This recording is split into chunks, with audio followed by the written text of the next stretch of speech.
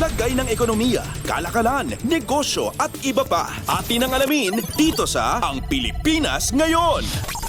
Magandang araw, narito ang balitang negosyo at kalakalan. Tinatayang aabot sa 25,000 rice retailers sa Metro Manila lamang ang sinusuri para sa potensyal na 15,000 pesos immediate monetary assistance kasunod ng pagpapatupad ng price ceiling sa bigas ayon sa Department of Trade and Industry o DTI. Sa laging handa public briefing sa Malacanang, sinabi ni DTI Assistant Secretary Agaton Uvero na pag-uusapan sa interagency meeting ang 15,000 pesos financial aid sa bawat rice retailers na apektado ng price ceiling sa bigas.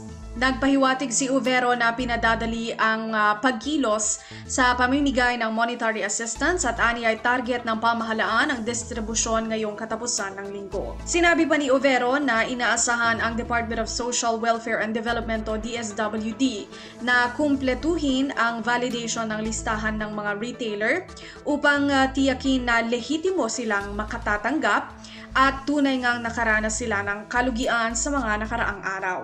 Ang validation ng DSWD ay sa pakikipag-ugnayan din sa DTI, Department of Agriculture o DA at mga local government units o LGUs. Mayroon ang proseso ng pagbeberipika ang DSWD katulad ng sa mga kasalukuyang subsidy programs ani Uvero.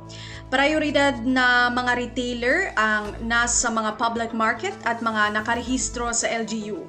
Kasalukuyan pang nangangalap ng impormasyon ang DTI Bureau of Small Business Division upang isama ang mga micro-retailer na hindi nakarehistro sa mga LGU. Lagay ng ekonomiya, kalakalan, negosyo at iba pa. Atin ang alamin dito sa Ang Pilipinas Ngayon. Nakapagdala ang Bureau of Customs o BOC Port of Subic ng 5.3 billion pesos na total revenues sa buwan ng Agosto, ang pinakamataas na monthly collection simula noong Enero ngayong taon. Ayon kay District Collector Siriaco Ugay, 11.3% mas mataas ang August collection kumpara sa revenues sa kaparehong buwan ng nakaraang taon. Itinuturong dahilan ng tumaas na revenue ni Ugay ang mas magandang valuation at pinaigting na collection efforts. Pinuri ni Ugay ang mga empleyado ng BOC Port of Subic sa kanilang dedikasyon sa pagserbisyo na siyang nagtulak sa pagkamit ng tagumpay na ito. Nagpasalamat din ito sa kanilang partners at stakeholders na nagbigay kontribusyon sa mahusay na performance ng port. Lagay ng ekonomiya, kalakalan, negosyo at iba pa. Atin ang alamin dito sa Ang Pilipinas Ngayon. Inilunsad ni Australian Prime Minister Anthony Albanese ang economic strategy nito upang palakasin ang kalakalan at pamumuhunan sa Southeast Asian nations kasama na ang Pilipinas sa darating na taong 2040.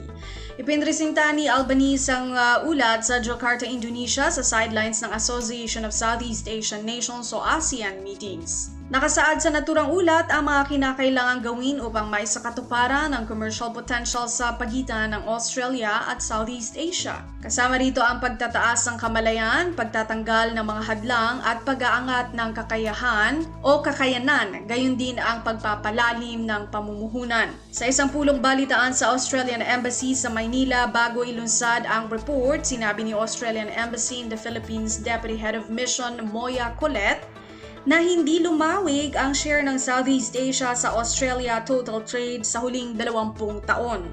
Ani Colette, 3.4% lamang ng kabuuang pamumuhunan ng Australia sa ibang mga bansa ang napupunta sa rehiyon. Upang mapalago ang kalakalan at pamumuhunan ng Australia sa Southeast Asia, tututukan ng economic strategy nito sa rehiyon ang 10 prioridad na mga sektor tulad ng agrikultura at pagkain, mga mapagkukunang yaman o resources, green energy transition, infrastruktura, edukasyon at kasanayan, visitor economy, healthcare, digital economy, professional at financial services, gayon din ang creative industries. Lahat ng 10 sektor na ito, ani Colette, ay maaaring gawin sa Pilipinas at dapat lamang paghusayin ng bansa ang kalakalan at pamumuhunan sa Australia kasabay ng paglunsad ng estratehiya. Sa pamamagitan ng economic strategy, tinatayang tataas ang gross domestic product o GDP ng rehiyon sa 383% sa pagitan ng taong 2022 hanggang hanggang 2040 mula 3.6 trillion US dollars hanggang 13.86 trillion US dollars. Inaasahan naman ng Indonesia na magiging pinakamalaking ekonomiya sa rehiyon. Susundan ito ng mga bansang Thailand at Vietnam.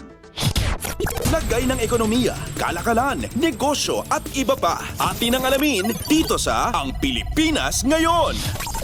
At yan ang ating balitang negosyo at kalakalan. Ito si Bea Gaza para sa Radyo Pilipinas World Service. Lagay ng ekonomiya, kalakalan, negosyo at iba pa. Atin ang alamin dito sa Ang Pilipinas Ngayon.